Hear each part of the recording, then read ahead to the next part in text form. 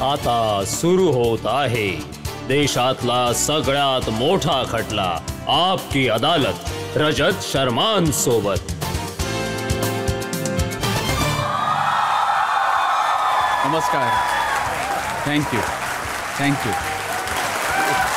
चला तर मग सुरू करूया आपकी अदालत मध्ये आजचा खटला। आपकी अदालत मध्ये आज माझे पाहुणे आहेत, एक असे नेता जे स्पष्टपणे आपले मत बोलण्यासाठी ओळखले जातात। बिहारमधून येतात, बीजेपीचे सिनियर लीडर आहेत, हे शिव उपासक आहेत, सनातनला मानणारे आहेत, नरेंद्र मोदींचे प्रशंसक आहेत, केंद्र सरकारमध्ये मंत्री आहेत। Please welcome Giriraj Singh.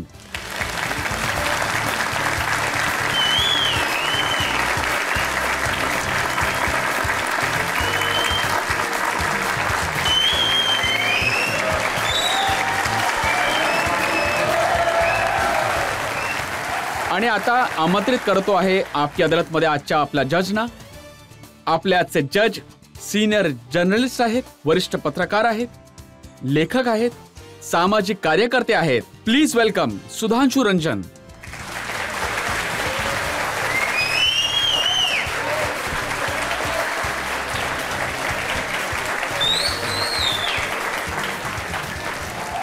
कारवाई सुरू करा। चला तर मग सुरू करूया आजचा खटला। आपकी अदालत मध्ये पहिला आरोप गिरिराज सिंग यांच्यावर। आपकी अदालत मध्ये केंद्रीय मंत्री गिरिराज सिंग यांच्यावर आरोप आहे की हे अभद्र भाषेचा प्रयोग करतात। आता बघा, हरियाणाच्या निवडणुकीमध्ये तुमची पार्टी जिंकली आहे, तुम्ही खूप उत्साही आहात, विनम्र असायला पाहिजे तुम्ही, परंतु तुम्ही बोलता काय? राहुल गांधी बेशरम आहेत, राहुल गांधीने माफी मागितली पाहिजे, राहुल गांधी तोंडावर आपटलेत। बघा, राहुल गांधींचा सन्मान का करू मी हे मला तुम्ही सांगा आधी। विदेशामध्ये जाऊन जे आपल्याच देशाला शिव्या देतात ते बेशरम नाहीत तर कोण आहेत?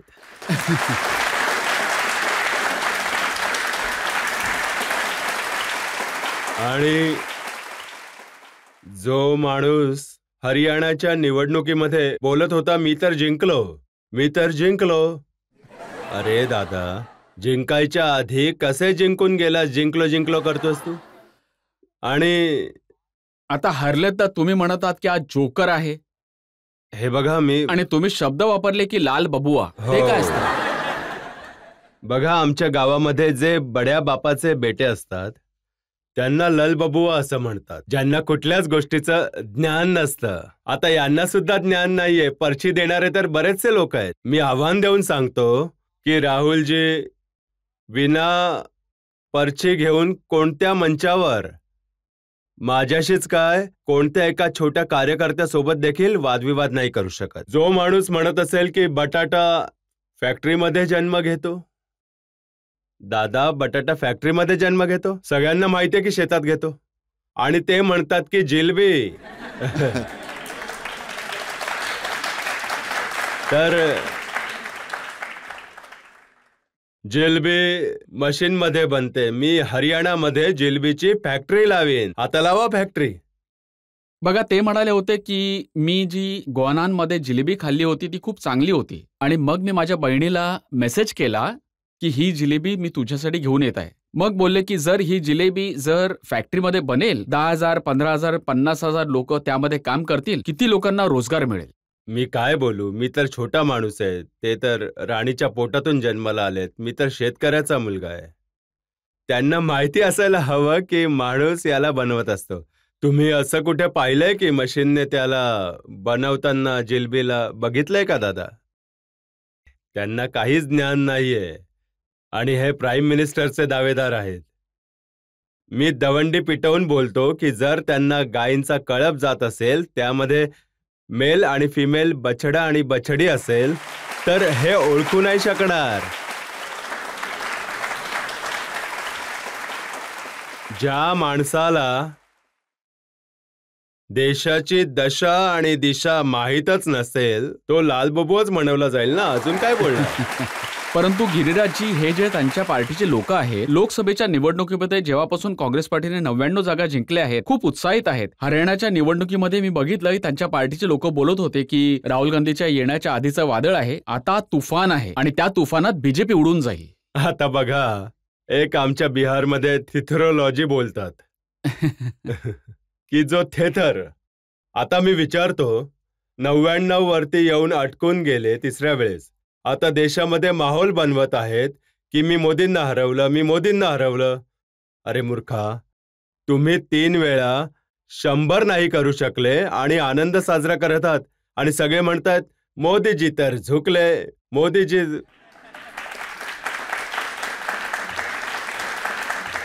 हे तर ते बोलत होते की पार्लमेंटमध्ये मी खूप जवळून मोदीजींना बघतोय, मोदीजी घाबरलेले आहेत आणि मोदीजी सरकार नाही चालवत, आम्ही विरोधी पक्षातील लोक सरकार चालवत आहोत. गैरसमज जर कोणाला होत असेल, एक चिमणी असते टिटवी, ती रात्री झोपते, म्हणते की सगळे आकाश माझ्या ताकदीवर चालतं. तर तेच टिटवी सारखे विचार करताय. हा यांच्याहून मोठा नासमज असा कोणता नेता नसेल ज्याला माहिती नाहीये की मी देशामध्ये बोलतोय की विदेशात बोलतोय. अहंकाराने भरलेले आहेत. त्यांना वाटतं की या गादीवर बसण्याचा अधिकार फक्त गांधी परिवारालाच आहे. हा गरिबाचा बेटा, मागासवर्गीयांचा बेटा इथे कुठून आला? आणि यांच्यामध्ये काही भ्रम आहे.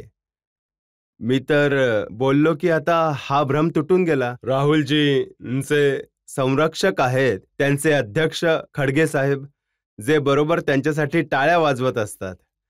मी बोललो की खडगेजी, राहुलजींचा पत्ता सांगून द्या की मी त्यांना जिलबी पाठवून देतो. परंतु बघा, खडगेजी तर बोललेत की मी तोपर्यंत नाही म्हणणार जोपर्यंत मोदीजींना सत्तेतून बाहेर नाही काढणार. मी त्यांच्यासाठी आयुष्याची प्रार्थना करतो. मोदी 100 वर्ष राहतील. तुम्ही चिंता नका करू. तुम्ही भीष्म पितामह सारखे लेटून राहा. हरियाणामध्ये बीजेपीला आशाही नव्हती की इतक्या जागा जिंकतील, तिसऱ्या वेळेस सरकार बनून येईल, तर हे कसे अचानक इतके मोठे यश मिळाले? काठ की हांडी बार बार नाही चढता, आमच्या गावाची म्हण आहे. पार्लमेंटच्या निवडणुकीमध्ये या तुकडे तुकडे गँग ने काठची हांडी चालवली. एक छोटेसे पुस्तक तुम्ही लोक टीव्हीवर बघत असाल, त्याला म्हणतात संविधान. आता काय आहे त्यामध्ये? लिहिलेले गाणे आहे, पुस्तक आहे, संविधानाचा कोणता अंश आहे. जर विचारून टाकलं की कोणत्या पेजवर संविधानाचे अनुच्छेद 42 मध्ये काय आहे, तर ते काय सांगू शकणार? संविधान, संविधान. आणि हे संविधान संविधान बोलत बोलत संविधान धोक्यामध्ये, आरक्षण असे भ्रम पसरवले. यावेळी देखील तेच करत होते. जनतेने म्हटले की आता तुम्हाला शिक्षा द्यावीच लागेल. जनतेने शिक्षा दिली. बघा, हे तर खरं आहे की ते म्हणाले की हे 400 पार जर येतील तर मोदीजी संविधान बदलून टाकतील, म्हणजे आरक्षण संपवतील. त्या आरक्षण मिटवून टाकण्याच्या घोषणेचा असर दलित समाजावर झाला. बघा, कधी कधी भ्रम पसरवणारे त्यामध्ये यशस्वी होतात. नरेंद्र मोदींनी आरक्षणाच्या पक्षामध्ये जे काम केले आहे, कदाचित कोणता प्रधानमंत्री असता तर हे काम नसतं केलं. मग SC STचे आरक्षणाला कोर्टाने भर दिला, त्याला ठीक केलं आहे.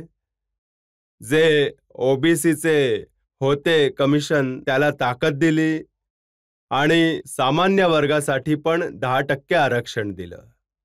हे नरेंद्र मोदींचं संविधानाच्या प्रती त्यांचे जे समर्पण आहे. आजकाल ते ओरडत आहेत जाती जाती जाती. आता विश्वसुंदरीचा कोणता ते प्लॅटफॉर्म, तिथे विचारलं की विश्वसुंदरीमध्ये अति मागास नाहीये, आदिवासी नाहीये, काय हे तुम्ही सांगू शकाल? ते जाते जाते सगळ्यांना विचारतात, आपली जात कधीच नाही सांगत. मी त्यांना आव्हान देऊन विचारतो की राहुलजी, तुम्ही सांगा की तुमची जात काय आहे, तुमच्या वडिलांची जात काय आहे, तुमच्या ते आजोबांची जात काय आहे. तुम्ही दुसऱ्यांना विचारण्याआधी स्वतःची जात सांगा. बघा, ते दोन गोष्टी सारखे सारखे आहेत. एक तर ते संविधान आणि दुसरी गोष्ट ते बोलत आहेत की हे अंबानी अडाणीचे सरकार आहे. राम मंदिरामध्ये जी प्राणप्रतिष्ठा समारोह झाला होता त्यामध्ये अंबानी होते, अडाणी होते, अमिताभ बच्चन होते, त्यामध्ये ऐश्वर्या रायचा डान्स झाला. छी छी छी छी. हे राहुल गांधी सुरुवातीपासून सनातनला शिव्या देण्याचं काम करताय आणि हा अपमान आहे भारताच्या सनातनचा. माहित नाही हे काय इच्छित आहे की भारतात आग लावून गृहयुद्ध घडवून मी इटलीला चालला जाईन. आपण लोक तर इथेच राहू, नरेंद्र मोदी तर इथेच आहेत, यांचे तर आजोळ पण आहे, पळून जातील. आपण लोक कुठे जाणार? यातून कोणीच पळून नाही जाणार आहे. तर सनातनमध्ये या प्रकारची गोष्ट बोलणं सनातनचा अपमान आहे. गिरिराजजी, त्यांनी हरियाणाच्या निवडणुकीमध्ये हे बोलले लोकांना की त्या समारंभात गरीब व्यक्ती नाही दिसला, मजूर तर बिलकुल नाही. छी छी छी छी. त्यांना तर चष्मा माझा घेऊन घ्या. जर तुम्हाला दिसतच नसेल तर माझा चष्मा मी देतो. मोदीजींनी ते काम केलं आहे की कुंभच्या मेळ्यामध्ये जे सफाई कर्मचारी होते त्यांचे देखील पाय धुण्याचं काम केलं. आजपर्यंत नेहरू खानदानामध्ये कोणीही सफाई कर्मचाऱ्यांना सन्मान दिला नसेल, जो सन्मान मोदी देत असतात समाजाच्या प्रत्येक वर्गाला. आपण आता जनतेमधून एक दोन प्रश्न घेऊया. माझा प्रश्न आहे, राहुल गांधीजी जर देशाच्या बाहेर जातात, ईव्हीएमच्या विरुद्ध बोलतात, संविधान बदलण्याची गोष्ट करतात, ते इतके मोठे नेता आहेत, आपली गोष्ट मांडू शकतात, यामध्ये चूक काय? तुम्ही जर तुमच्या घरालाच शिव्या द्याल गावामध्ये जाऊन दुसऱ्या भागामध्ये, तर तुम्हाला चांगलं म्हणतील की वाईट म्हणतील? तुम्हाला चांगले माणूस म्हणतील की वाईट माणूस म्हणतील? तुम्हाला अधिकार आहे देशामध्ये, संसदेमध्ये तुम्ही तुमचं मत मांडू शकता. परंतु तुम्ही पण तर बिलकुल एक्स्ट्रीमची गोष्ट बोलत आहात. राहुल गांधीने विदेशांमध्ये जाऊन भारताविरुद्ध मतं दिली, लोकशाही विरुद्ध बोलले, तर तुम्ही बोललात की त्यांचे सदस्यत्व संपून टाकले पाहिजे. हा कोणता कायदा आहे जो 1976 मध्ये याच देशाचा एक संसद विदेशामध्ये जाऊन श्रीमती इंदिरा गांधींच्या नावाला काही बोलले होते शब्द, आणि संसदेमध्ये येऊन एक मंत्री, स्वर्गीय आता नाहीये, त्यांनी प्रस्ताव दिला होता की इंदिरा गांधी हिंदुस्थानामध्ये काँग्रेसच्या नेता आहेत, परंतु बाहेर जातात तेव्हा त्या देशाच्या नेत्या असतात. त्यांना इंदिरा गांधींना काही बोलले आहे यासाठी त्यांचे सदस्यत्व रद्द केलं जावं. त्यांचं सदस्यत्व रद्द झालं. सांगा मी काय चुकीचं बोलतोय? परंतु ते बोलतात की जेव्हा मोदीजी बाहेर जातात बाहेरच्या देशांमध्ये, तर ते सुद्धा मागील सरकारांबद्दल वाईट बोलतात. नाही, मोदीजींनी कधीच काही वाईट नाही बोललेत. मोदीजी आपल्या सरकारचे, देशाचे, भारताची उपलब्धीला सांगतात की आज माझ्या इथून ट्रेन, या प्रकारे ट्रेन चालत आहे, या प्रकारचे रस्ते आहेत, आम्ही 74 पासून 150 आम्ही एअरपोर्ट सुरू केले, हे बोलतायत. आणि आज मी आव्हान देऊन बोलतो की कोणी भारतवंशी विदेशात जातो तर त्याच्या पासपोर्टची ताकद मोदीजींमुळेच वाढली आहे.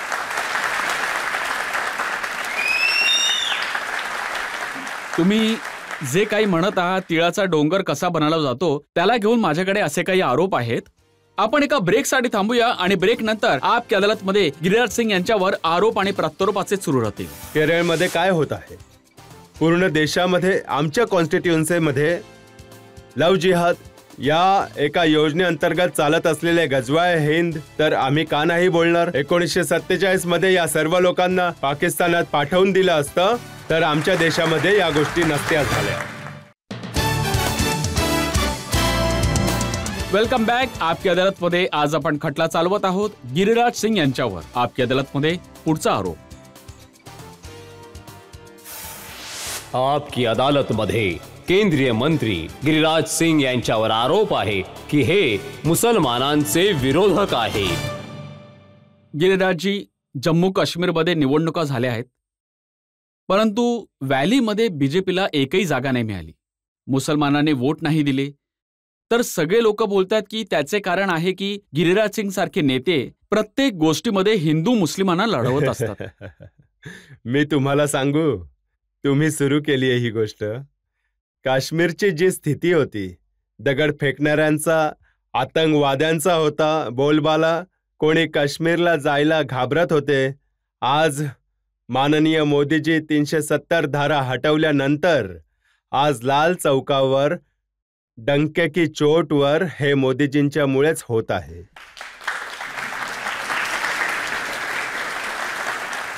मोदीजींच्या समजदारीने काश्मीरमध्ये शांती चैन विकास केला. आज खूप हॉटेल उघडलेत, खूप MOU झालेत, गावचा विकास झालाय. हो, आम्हाला आशा होती की नरेंद्र मोदीजींनी पत्थरबाजांना हटवले, शांती चैन आणली. काश्मीरच्या चेहऱ्याला जे मलिन केलं होतं काँग्रेसने दगड फेकणाऱ्यांना प्रोत्साहन देऊन फारुख अब्दुल्ला मुफ्तीच्या लोकांना त्यांना समाप्त केलं. आशा करत होतो की तिथल्या व्हॅलीचे लोक सुद्धा मुसलमानांना वोट देतील. आता त्यांना विचार करायचा आहे. ते म्हणतात की विकास झाला आहे. ते हे म्हणतात की आम्हाला इलाजासाठी पैसे मिळत आहेत, हॉस्पिटल सुधारले आहेत, रस्ते सुधारले आहेत, स्कूल आता उघडायला लागले आहेत, आता बंद होत नाही, दुकाने उघडतायत, त्यांचा व्यापार वाढतो आहे. परंतु ते मोदींना मत नाही देणार, कारण मोदीजींनी हे काही हिंदू राष्ट्र ना बनवून टाकावे. आता देशाच्या जनतेला बघायचं आहे की जे बोलताय की इतकी सुविधा घेत आहेत आणि तरी पण जर मोदीजींना समर्थन नाही करत, आज देशाचा माहोल खराब करण्याचं काम कोण करत आहे? ओवेसी सारखे लोक, राहुल गांधींसारखे लोक, मदनी सारखे लोक, हे एक माहोलला खराब करण्याचं काम केलं ते करत आहेत की तुम्ही करत आहात? तुम्ही बोलत आहात की 1947 मध्ये सगळ्या मुसलमानांना पाकिस्तानात पाठवून दिले असते तर आज देश चांगला असता. मी हे डंके की चोट पर सांगतो की 1947 मध्ये विभागणी झाली, धर्माच्या आधारावर झाली. रजतजी, तुम्ही हो किंवा नाही म्हणा, झाले ना. जेव्हा धर्माच्या आधारावर झाले तर पंडित नेहरू जर साऱ्या मुसलमानांना पाठवून दिलं असतं तर आज ना वक्फ बोर्डाचा जन्म झाला असता, ना ओवेसीचा जन्म झाला असता, ना बुरानवालाचा जन्म झाला असता. मरते कुठे? लेबनानमध्ये नसरुल्ला, आणि पोटामध्ये दुखतंय इथे दिल्लीमध्ये. का भाऊ? का भाऊ? तुम्ही मुंबईमध्ये काढत आहात जुलूस. इथल्या संविधानानुसार बघा ना, देशाचे आपले विदेश मंत्री काय बोलत आहेत ते बघा ना, की तुम्ही तुमचा संबंध जोडा नसरुल्लाशी, बसरुल्लाशी. तर तुम्ही जोडाल तर आम्हाला तर त्रास होईलच.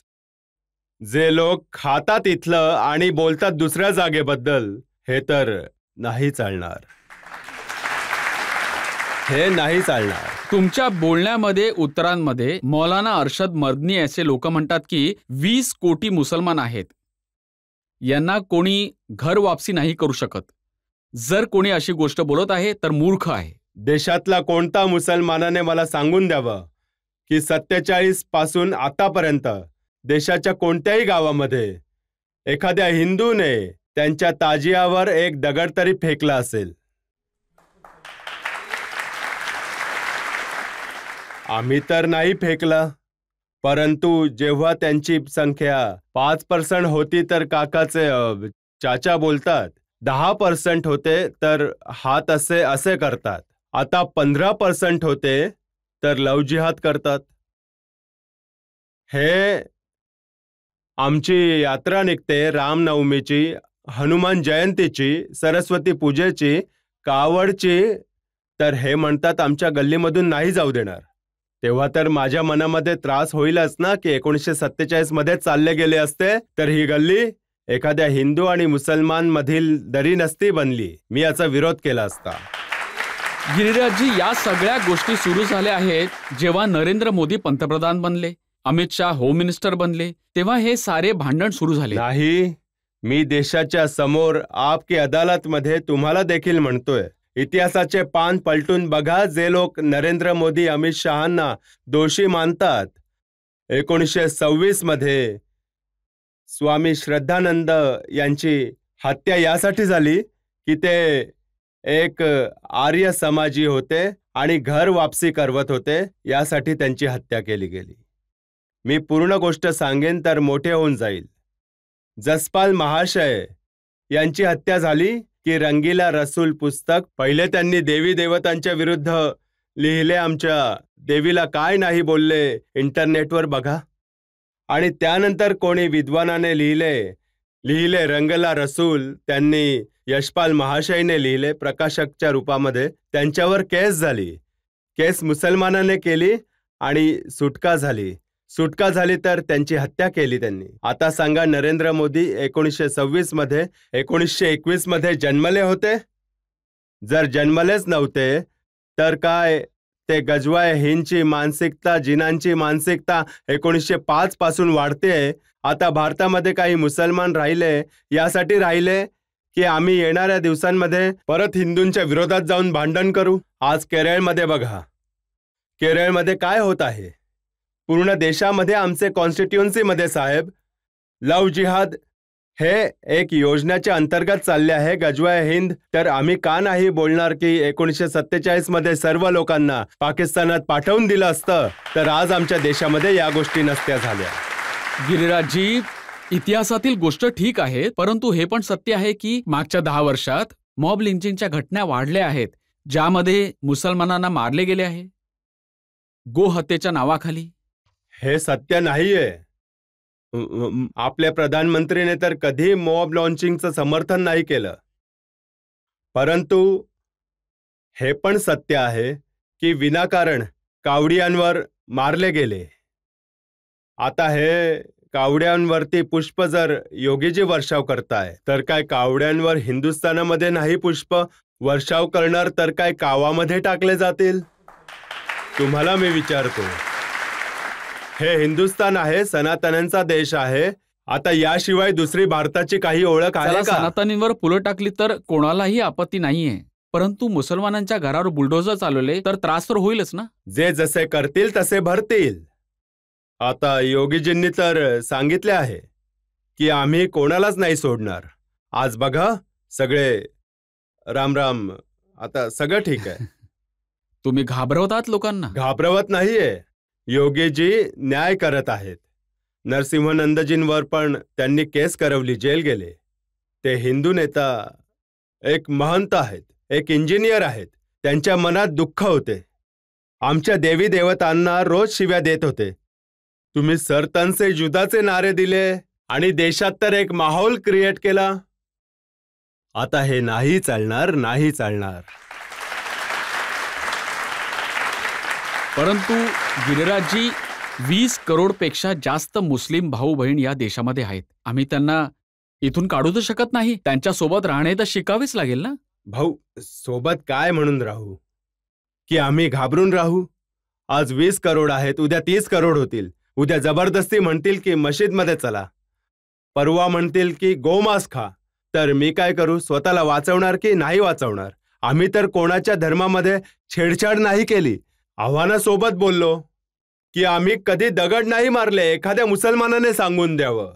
जेव्हा आम्ही नाही मारले तर आमच्या यात्रेवर का दगड फेकतात? तलवार का चालवतात? गोळी का चालवतात? जेव्हा चालवाल तर आम्हाला विचार करावा लागेल आमच्या पिढीसाठी की तुम्ही पण स्वतःची रक्षा तर आपण करावीच. तुम्ही पण कमी भडकावणाऱ्या गोष्टी नाही बोलत. तुम्ही बोलतात की जर या जागी कबरीसाठी 3 हात जमीन पाहिजे तर वंदे मातरम म्हणावे लागेल.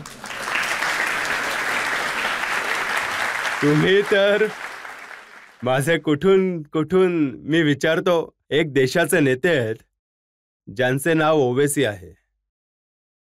संसदेमध्ये राष्ट्रगान आणि राष्ट्रगीतच्या वेळी कधी नाही उभे राहत. जो माणूस वंदे मातरम चा सन्मान नाही करणार, काय देश सुद्धा त्याचा सन्मान करेल का? मी तर आपकी अदालत मध्ये विचारतोय की वंदे मातरम म्हणजे भारत मातेला आम्ही प्रणाम करतो, हे मी काही अरे आम्ही तर स्मशान घाटावर, ज्या घाटावर माझे आजोबा जळाले, वडील जळाले, आम्ही पण तिथेच जळू. आम्ही कुठे घेऊन जातोय? ते लोक तर घेऊन जात असतात. 3-3.5 हात तर गाडण्यासाठी त्यांना जागा हवी असते, आम्हाला तर नको असते. ओवेसी साहेब बोलतात की मी छोट्याला थांबवून ठेवले आहे. त्यांचा छोटा भाऊ इतका खुंखार आहे, ते बोलले की जर मी कोणत्या दिवशी कमान छोट्याच्या हातात दिली तर सगळं बरोबर करून टाकेल. गैरसमजामध्ये नका राहू. देशामध्ये जेव्हा जेव्हा औरंगजेब कोणी बनायचा प्रयत्न केला आहे, महाराणा प्रतापने देखील जन्म घेतलाय. यासाठी असं कोणी घाबरवायचं नाही. जनतेमधून आपण 1-2 प्रश्न घेऊ शकतो. सनातन धर्माला खूप जास्त सपोर्ट करतात, त्याची गोष्ट करतात आणि जसे की डीएमके ते पार्टीचे लोक बोलतात की हे डेंगू करोनासारखाच आहे, हे व्हायरल आहे. मलेरिया आहे, असे संपून गेले पाहिजे. तर यावर तुम्ही काय रिॲक्ट कराल? मी त्यावेळी सुद्धा बोललो होतो की राहुल गांधीजी, जर तुमच्या सहयोगी पार्टी आहेत आणि ते सनातनला शिव्या देत असतील, त्यांचे वडील, त्यांच्या सर्व लोकांनी आता सुद्धा शिव्या दिल्या, तर आम्ही नाही सहन करू शकणार. देशाचा सनातन युवा आपले रक्षण करणं जाणतो. आम्ही सनातन कधीच दुसऱ्यावर प्रहार नाही करत. आम्ही तर म्हणतो की सर्वे भवंतु सुखिनः, सर्वे संतु निरामया. आम्ही तर वसुदेव कुटुंबकम म्हणतो. आम्ही खूप दिवस म्हणून घेतले ओम शांती शांती शांती. आता मी म्हणतो ओम क्रांती क्रांती क्रांती क्रांती.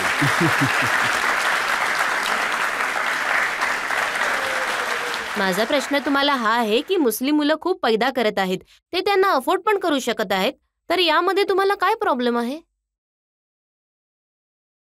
त्यांचा प्रश्न हा आहे की सारखे सारखे हे बोलले जाते की जे आपले मुस्लिम परिवारातले लोक आहेत त्यांची मुलं खूप जास्त असतात, तर त्या विचारतायत जर ती जास्ती मुलं जन्माला घालत आहे, त्यांचे घर मोठे होत आहे, तर तुम्हाला काय प्रॉब्लेम आहे यामध्ये? दुनियाचे केवळ आपण 4% पाणी आहे आणि 2.5% जमीन आहे, आणि प्रतिवर्ष आपण एक ऑस्ट्रेलिया पैदा करत आहोत. तर आम्हाला तर विचार करावा लागेल ना भाऊ, की देशामध्ये लोकांना खायला मिळावं, जागा मिळावी. डेन्सिटी बघा, अमेरिका आणि चायना होऊन आपले खूप जास्त आहे.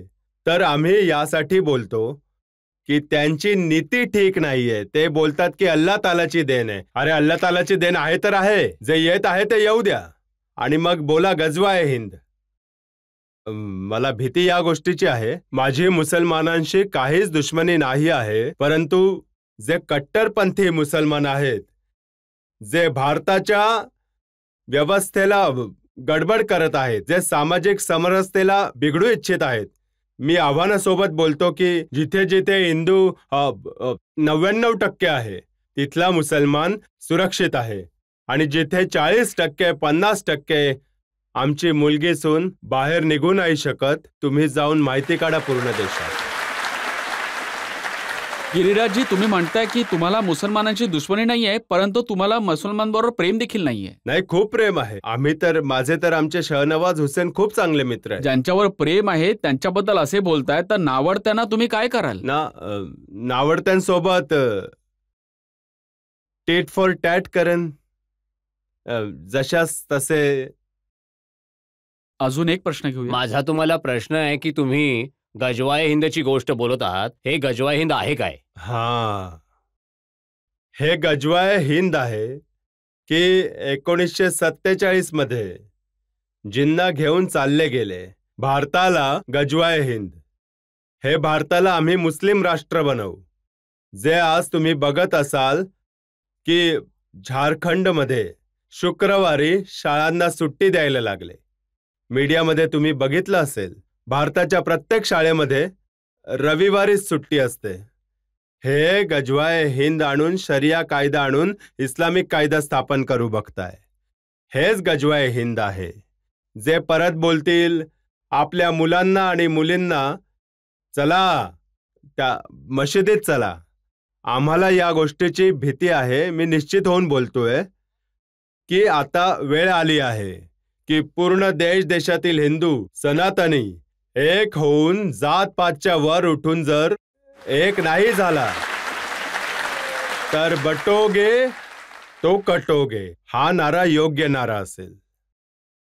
परंतु जो सनातन धर्म आहे तो तर सगळ्यांना सोबत घेऊन चालण्याची गोष्ट करतो. मोदीजी पण बोलतात की सबका साथ सबका विकास. एक मी तुम्हाला अहिंसा परमो धर्म हा आपला आहे. मग बोलतात हिंसा जर धर्माची रक्षा करण्यासाठी हिंसा केली जाईल. आपल्या देवी देवतांच्या हातामध्ये शंख पण आहे आणि सुदर्शनही आहे. जर तलवारही आहे तर आशीर्वादाचे हे वचन पण आहे. तर आम्ही तर दोन्ही गोष्टींसाठी तयार राहतो. शस्त्र आणि अस्त्र, शास्त्र तिन्हीसाठी. यासाठी आपण नवरात्रीमध्ये, आता तर नवरात्रमध्ये खरोखरच एक दिवस तुमची मीडिया सुद्धा बोलत होती एका बिहारच्या विधायकाने तलवारीची पूजा केली आईकडून. तर खूप त्यांची निंदा केली गेली. का आम्ही लोक आधीपासून करायचो की आम्ही नेहमी शस्त्राची पूजा करायचो आणि शास्त्राचीही पूजा करायचो. ही माझी परंपरा आहे आणि यासाठी आम्ही पूजा करणं सोडून दिलं. लोकांनीही आम्हाला घाबरणं सोडून दिलं. परंतु मी तर ओवेसी साहेबांची गोष्ट पण ऐकतो, मौलाना महमूद मद्दीची गोष्ट ऐकतो. ते बोलतात की हा जितका देश तुमचा आहे तेवढाच आमचा देखील आहे. जितका मोहन भागवतांचा आहे, गिरिराज सिंग यांचा आहे, तितकाच मदनीचा पण आहे, तितका ओवेसीचा पण आहे. नाही. आमच्यासाठी आज पाकिस्तान मध्ये हिंदू नाही वाचलेत. कुठे गेले? कोणी अश्रू नाही ढाळले, कोणी हो हल्ला नाही केला, कोणीही रोडवर प्रदर्शन नाही केलं. आज बांगलादेशमध्ये जी घटना घडली, हे हिंदुस्तान पाकिस्तान यासाठीच. जर त्यांना तिथे राहायचं होतं, जायचं होतं तर जायचं. इथे तर हिंदूंसाठी बनवला होता हा देश. आता ते बोलत आहेत की जितका तुमचा होता तितका आमचा आहे. हे तर त्यांनी विचार केला पाहिजे. मी हे नाही बोलत आहे की नाहीये, परंतु तुम्ही जर राहत असाल तर सामाजिक समरसता कराल की मला डोळे दाखवाल. माझ्या कावडवर जर दगड फेकाल आणि बोलाल की माझा अधिकार आहे, तर हे नाही चालणार. तर काय तुमच्या राज्यामध्ये मुसलमानांना घाबरून राहावे लागेल का? घाबरून नाही, एका एकोप्यानेच, खऱ्या एकोपाने. एकोप्यानेच. हे समाजवादी लोक बोलतात की गंगा जमुनाची संस्कृती आहे. मला लक्षात नाही येत आहे. आता गंगाजी पण माझी गंगा आहे, यमुना आई पण माझी, संस्कृती पण माझी. हे गंगा जमुना आमची संस्कृती आहे की कोणी आम्ही इराणहून आणि कुठून आणली आहे संस्कृती? तर मग हे गंगा जमुना संस्कृती दुसऱ्याला शिकायची आहे की आम्हाला शिकायची आहे? मी हेच तर विचारतो. परंतु तुम्ही तर म्हणता की हे औरंगजेबची औलाद आहे, बाबरची औलाद आहे. भारतामध्ये जितके लोक आहेत, कोणत्या पण धर्माचे, मुसलमान असो की हिंदू, सगळे एकाच वंशजाचे आहेत. मुघल आक्रमणकारी होते. मुघलांची पूजा आम्ही नाही करू शकत. मुघलांना आम्ही सन्मानाच्या नजरेने नाही बघू शकत. ते 700 वर्ष केवळ हे लोक म्हणतात. तेव्हा मला का नाही त्रास होणार की 800 वर्षांपर्यंत आम्ही राज्य केलं आहे, येणाऱ्या दिवसांमध्येही आम्ही राज्य करू. हा 800 वर्षांचा इतिहास भारताचा नाहीये. भारताचा 5000 वर्षांचा इतिहास आहे. भारताच्या सनातनींनी या देशावर राज्य केलंय. बघा, तुम्ही अशा गोष्टी बोलत आहात तेव्हाच मग जे मुस्लिम नेते आहेत, मौलवी यांना संधी मिळते, मग मुसलमान एक सोबत वोट देतात बीजेपीच्या विरुद्ध. आम्ही तर त्यांची आरती पण करतो, तरी पण वोट मला नाही देत. मला आज काश्मीरची गोष्ट तुम्ही बोलले, मी आधी बोललो. मोदीजींनी काही काटकसर सोडली काश्मीरच्या विकासासाठी, परंतु बीजेपीला वोट का नाही दिले? कारण की तुम्हाला त्यांचं मन जिंकावं लागेल. कसे हृदय जिंकावे सांगून द्या ना मला. मी छाती फाडून हनुमानजींसारखं दाखवू? मी कोणाला आपल्या कॉन्स्टिट्युएन्सीमध्ये कोणाला शिवी नाही दिली तरीही आम्हाला वोट नाही, तेव्हा तर आम्ही म्हणूच ना. आता जम्मू काश्मीरमध्ये फारुख अब्दुल्ला साहेबांच्या पार्टीचं सरकार बनेल आणि उमर अब्दुल्ला मुख्यमंत्री बनतील आणि त्यांनी लोकांना वचन दिले आहे की आर्टिकल 370 ला परत घेऊन येतील. राहुल गांधी आणि फारुख अब्दुल्ला ओरडून ओरडून घोडे नमाज पठून घेतील तरी 370 परत नाही येणार आहे.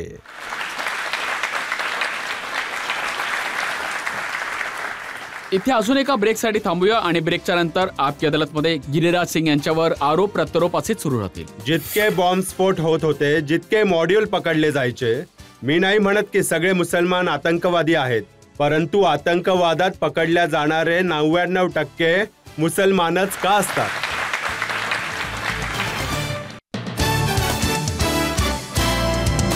Welcome back. आपकी अदालतमध्ये आज आपले पाहुणे आहेत केंद्रीय मंत्री गिरिराज सिंग. आपकी अदालतमध्ये पुढचा आरोप गिरिराज सिंग यांच्यावर. आपकी अदालतमध्ये केंद्रीय मंत्री गिरिराज सिंग यांच्यावर आरोप आहे की हे सगळ्यांची टिंगल उडवतात. तुम्ही लालू यादवच्या बद्दल खूप सहजतेने बोलून देता. एक दिवस असा येईल हे देखील ताजियामध्ये रंगीबिरंगी टोपी घालून नाचताना नजरेस येतील. बघा, हे लोक ढोंगी आहेत. जेव्हा आम्हाला शिव्या देतील आणि तिथे जेव्हा दर्ग्यावर जातील तर नक्की वाटेल की कोणता इमाम आला आहे, कुठून इराणमधून कोणी शेख वेक आला असेल, असे वस्त्र धारण करून घेतील. आम्हाला आमच्या धर्मावर गर्व आहे, दुसऱ्याच्या धर्माचा आम्ही सन्मान करतो. नौटंकी नाही करायला पाहिजे. लालूजी वोटच्या बदल्यात नौटंकी करतात, म्हणून मी हे सगळं करत असतो. परंतु तुम्हाला नाही वाटत की याने समाजामध्ये दुरी निर्माण होते? तुम्ही म्हणता की हे तेहरानच्या पद्धतीने डोक्यावर टोपली घेऊन जातात. आम्ही खरं म्हणतोय हे सगळं. सर्व व्यक्तींनी आपल्या धर्माचा सन्मान करावा, दुसऱ्या धर्माचा पण सन्मान करावा.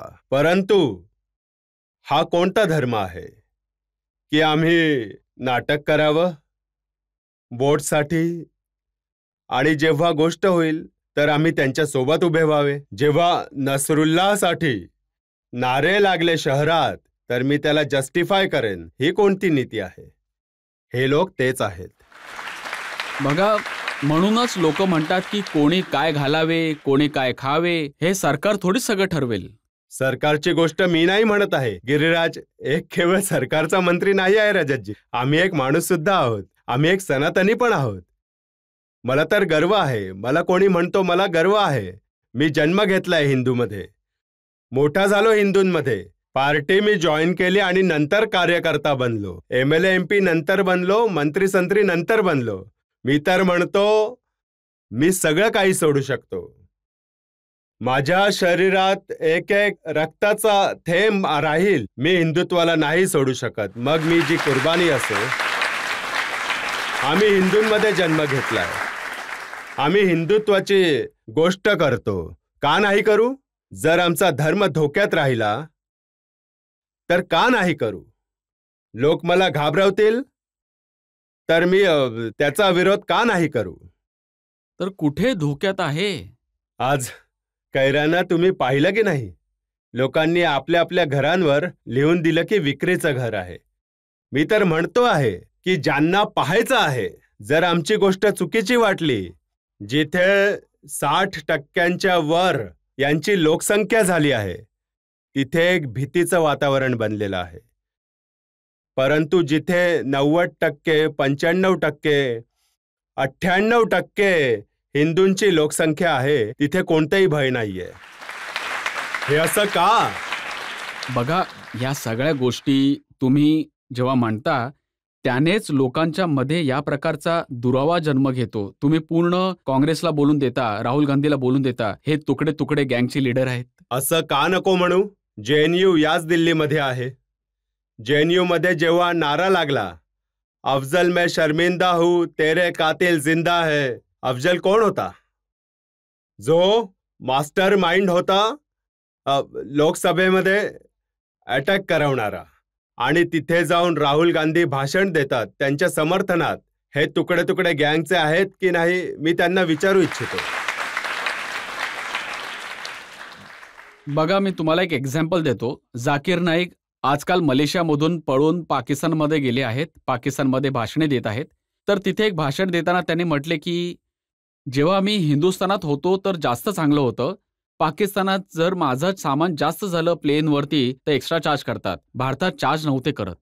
हा जमाना होता राहुल गांधींचा. मनमोहन सिंग प्राईम मिनिस्टर होते, जे ते म्हणत होते की भारताच्या संसाधनावर पहिला अधिकार मुसलमानांचा आहे.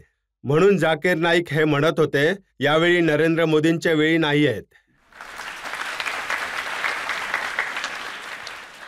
तर हा आता बदललेला हिंदुस्थान आहे मोदींचा. नक्कीच बदललेला आहे. सबका साथ सबका विकास म्हणण्यासाठी की खरंच काही करण्यासाठी? हे खरंच करण्यासारखं आहे.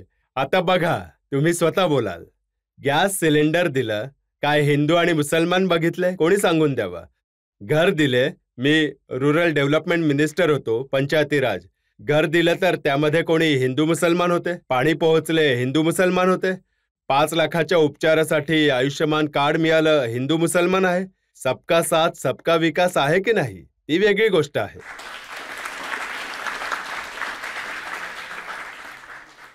परंतु ते लोक म्हणत आहेत की बुलडोझर चालला तर हिंदू मुसलमान आहे. नाही, हे त्यांचे विचार आहे. जर ते म्हणतात की जर एन्काउंटर झाले तर हिंदू मुसलमान आहे. नाही, कारण की जर हत्यारे आहेत, बदमाश आहेत, तर मारले पण तर तेच जातील.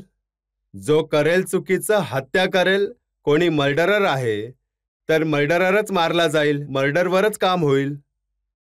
मग योगीजी जर लाऊड स्पीकर उतरवतील तर मशिदीवरूनही उतरवतील आणि मंदिरावरूनही उतरवतील. हे सगळं नाही दिसत. तर आम्ही तर म्हणतो की एका हातात कुराण ठेवा आणि एका हातात विज्ञान ठेवा. आमचे नेते तर हेच म्हणतात. परंतु ते म्हणतात, मान खाली घालून वाचा एक एक कुराण आणि म्हणा की आतंकवादी बनू. तुम्ही तर म्हणता की जे मदरसे आहेत तिथे आतंकवाद शिकवला जातो. तुम्ही गोष्टींना छेडलं. 47 मध्ये जास्तीत जास्त 2-3 हजार मशिदी होत्या. आज 3 लाखाच्या वर झाल्या. जितक्या बांगलादेशच्या बॉर्डर आहेत, नेपाळ बॉर्डर आहेत, अवैध ताबा होऊन गेलाय. आणि तिथे योगीजींनी आता मदरशांचा घेतला होता आढावा. त्यामध्ये किती अवैध मदरसे निघाले? 500 पेक्षा अधिक अवैध निघाले. अवैध जे मदरसे आहेत, बॉम्ब विस्फोट असतो. तर बॉम्ब विस्फोट कुठे पाहिला आहे की गुरुकुलमध्ये होताना, एखाद्या शाळेमध्ये? हा मदरसा आणि ही मशीद हेच भयाचे घर आहे. हे तिथे माणूस बनण्याच्या ऐवजी त्याला चुकीच्या रस्त्यावर घेऊन जायचं शिक्षण देतात. गिरिराजजी, विना पुराव्याच्या कोणी अशी गोष्ट कशी म्हणू शकतो? तुम्ही म्हणता की देवबंद जी आहे ती आतंकवादाची गंगोत्री आहे. तुम्ही ते अझरुद्दीन, काय नाव आहे त्या पाकिस्तानचा जो अझर मसूद, कुठले प्रोडक्ट आहे? तो देवबंदचा प्रोडक्ट आहे. तर सांगून द्या त्याला. आतंकवादी नाही म्हणू तर काय म्हणू की हा धर्मात्मा आहे. तो देवबंद मध्ये डझनाने आतंकवादी जे नोन आहेत, काही वर चालले गेले, काही जिवंत आहेत. पण जे आतंकवादी आहेत त्यांचा कोण्या धर्माशी, तसं तर कोणी धर्म नसतो ना, तो तर आतंकवादी असतो. बघा, ह्या बोलायच्या गोष्टी आहेत.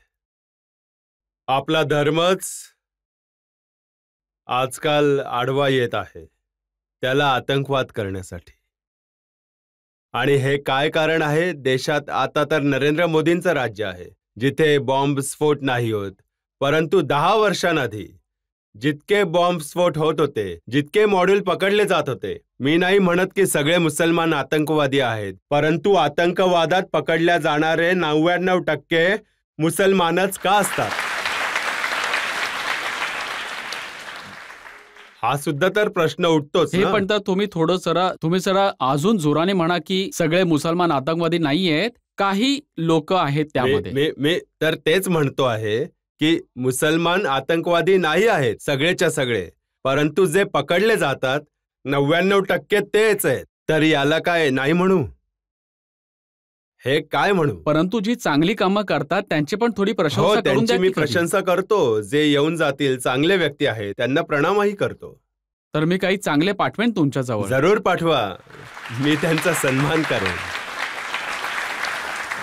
आपण एका ब्रेकसाठी थांबूया आणि ब्रेकच्या नंतर आपकी अदालतमध्ये गिरिराज सिंग यांच्यावर आरोप प्रत्यारोप असेच सुरू होते. तेजस्वी यादवांचे वक्तव्य मी पाहिले. त्यांनी म्हटले की जेवढा क्राईम बिहारमध्ये आहे तेवढा आधी कधीच नव्हता. हो, कारण की ते तर वडीलच याचे मास्टर होते. हे कमीत कमी प्रोफेसर तर जरूर असतील. Welcome back. आपकी अदालतमध्ये आज आपले पाहुणे आहेत केंद्रीय मंत्री गिरिराज सिंग. आपकी अदालतमध्ये पुढचा आरोप. आपकी अदालतमध्ये केंद्रीय मंत्री गिरिराज सिंग यांच्यावर आरोप आहे की हे सगळ्यात मोठे दबंग आहेत. गिरिराजजी, तुम्हाला जे लहानपणापासून लोक ओळखतात ते म्हणतात असे नव्हते तुम्ही जसे आजकाल दिसता. तुम्ही ज्या गावातून येता, बढैया, पूर्ण बिहारमध्ये ते गाव ओळखले जाते गँग वॉरसाठी. हे तुम्ही काय. आणि तुम्ही देखील मोठे दबंग होते त्या काळात. बघा बघा रजतजी, तुम्ही कुठून कुठे काढून आणता ना. माझे गाव गँगवॉर मध्ये राहिलं. हो, दबंग जरूर राहिले ना. मी दबंग होतो. तुमच्या नावाने परिसरातली लोक घाबरायचे. ना ना ना ना, असं नका म्हणू. मी तर खूप सरळ आहे आणि मी आपल्या सरळपणासाठीच ओळखला जातो. कुठून तुम्हाला लोकांनी म्हणून दिलं की मी दबंग आहे? मी तर कधी दबंगपणा नाही केला आजपर्यंत. काहीच दबंगता नाही केली. एक चाकू पण नाही ठेवत मी. तलवार ठेवता का? हे बघा, तलवारची गोष्ट तुम्ही छेडली आहे. तर मी सनातनी आहे आणि आज जी अवस्था बनली आहे देशात, त्या अवस्थेमध्ये मी सगळ्यांना प्रार्थना करतो की आपल्या देवी देवतांच्या हातामध्ये अस्त्र पण आहे, शस्त्र पण आहे. आपण दोघांचे उपासक आहोत. म्हणूनच मी म्हणतो की प्रत्येक सनातनीच्या घरात शस्त्र आणि अस्त्र दोन्ही ठेवायला पाहिजे.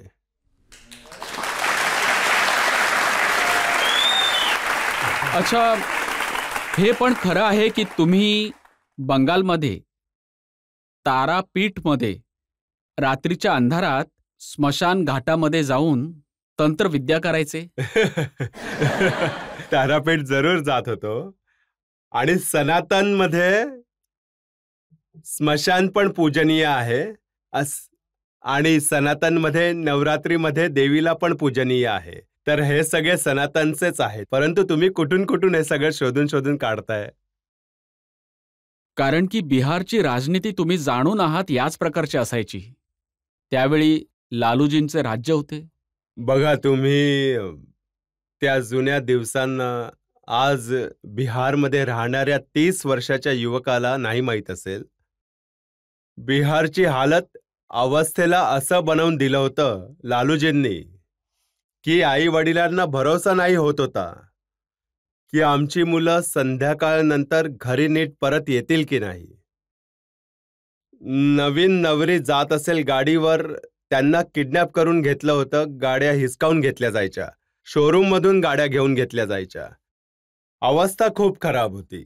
आज यासाठीही म्हणतो की बिहारमध्ये देव ना करो की परत कधी जंगल राज यावे, लालूजींचं राज्य. मी तर हे ऐकले होते त्या काळामध्ये की हे जे ब्राह्मण होते किंवा जे लाला होते किंवा जे भूमियार होते, ती मुलं आपली सरनेम बदलून घेत होते. ते बिहारमधून निघून देशाच्या प्रत्येक कोपऱ्यात चालले गेले आपल्या अस्तित्वाची रक्षा करण्यासाठी. आपले अजून वातावरण खराब होऊन गेले होते. आज पण जेव्हा जुन्या गोष्टींना लोक नवीन मुले ऐकतात, त्यांच्यामध्येही दहशत निर्माण होऊन जाते. तुम्ही तर तो काळ चांगल्या प्रकारे पाहिला आहे. मी त्यावेळी युथ विंगचा पदाधिकारी होतो प्रदेश स्तरावर. सगळं काही सहन केलं आहे, जितकं ज्याला वर्णन नाही करू शकत. वातावरण खराब होतं आणि नरेंद्र मोदींना मी प्रार्थना करतो की हे ते वातावरण हेच एक आहे जे रोखू शकतात. दुसरं कोणी नाही करू शकत. बघा, नरेंद्र मोदींना ओळखणारे हे म्हणणारे की ते प्रधानमंत्री पदाचे उमेदवार आहेत, सगळ्यात आधी तुम्ही होते. तुम्ही तर 2010 मध्ये गुजरातमध्ये जाऊन हे म्हणायला लागलात. ही गोष्ट खरी आहे. त्यावेळी देशामध्ये वातावरण बिघडायला लागलं होतं. ओवैसी सारखे लोक येऊ लागले होते आणि देशामध्ये एकच टिमटिमणारा प्रकाश दिसत होता, ज्याचं नाव होतं भारताच्या राष्ट्रीयता, सनातनची रक्षा आणि देशाचा विकास करू शकत होता. ते नरेंद्र मोदी करू शकतात. आणि मी मंत्री राहून पण मी कधी कॉम्प्रोमाइज नाही केलं.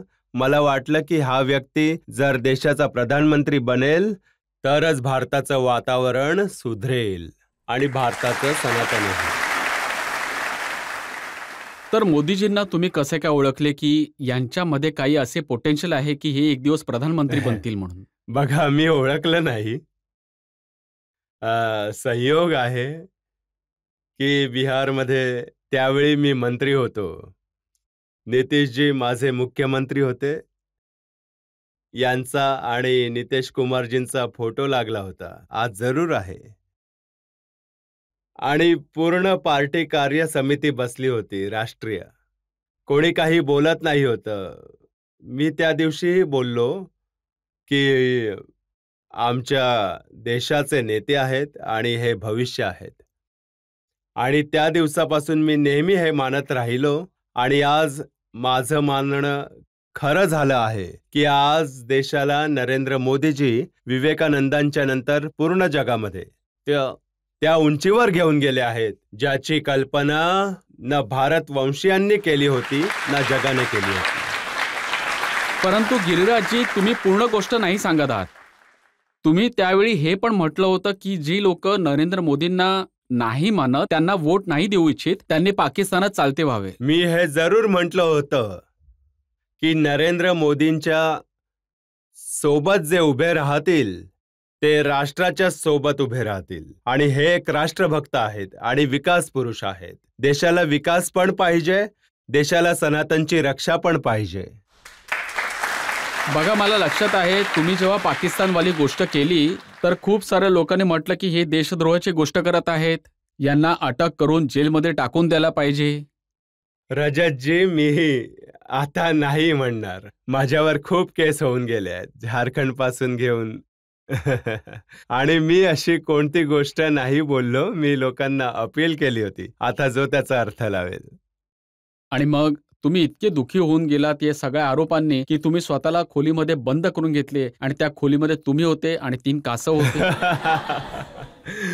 कासव होते की नाही होते, परंतु नक्कीच माझ्यावर देशद्रोहाचा खटला चालवला गेला. आणि मी झारखंड पासून घेऊन बिहारपर्यंत मी आपल्या स्वतःला वाचवत चाललो. आणि मग कोण्या प्रकारे हायकोर्टातून बेल घेतली आणि मग मी आपला रिझल्ट घ्यायला नवादा गेलो. मी तिळाचा ताड बनवून दिले गेलो. परंतु आजही म्हणतो, निश्चित रूपाने नरेंद्र मोदींनी आज देशाला त्या उंचीवर घेऊन जाण्याचं काम केलंय. सर, तुम्ही बिहारमधून आहात. पुढच्या ज्या निवडणुका होणार आहेत त्या बिहारमध्ये सुद्धा होणार आहेत. मग तुम्ही कोणत्या मुद्द्यांवर बेसिकली निवडणूक लढणार आहात? विकास, विकास, विकास, विकास.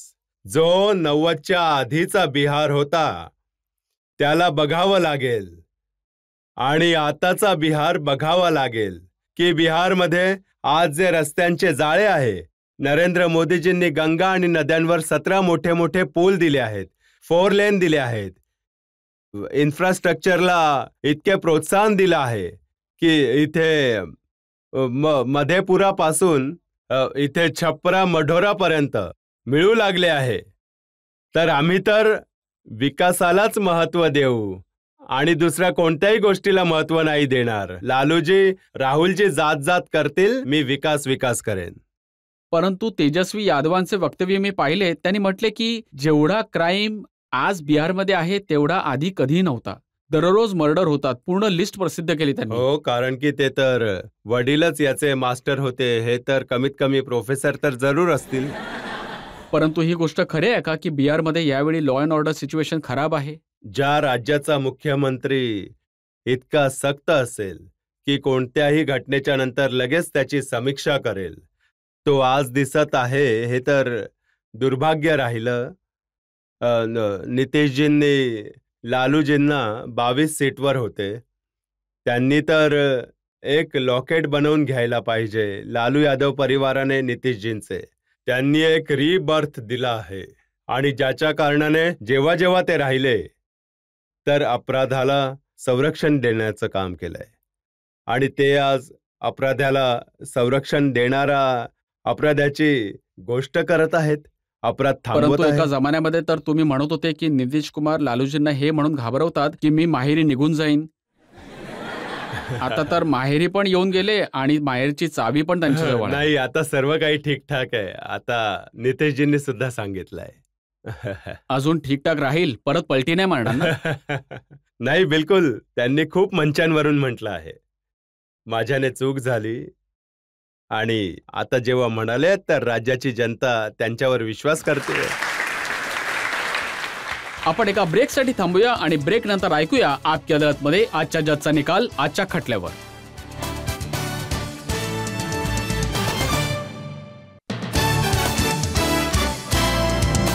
Welcome back. आपकी अदालतमध्ये आज आपण खटला चालवला केंद्रीय मंत्री गिरिराज सिंग यांच्यावर.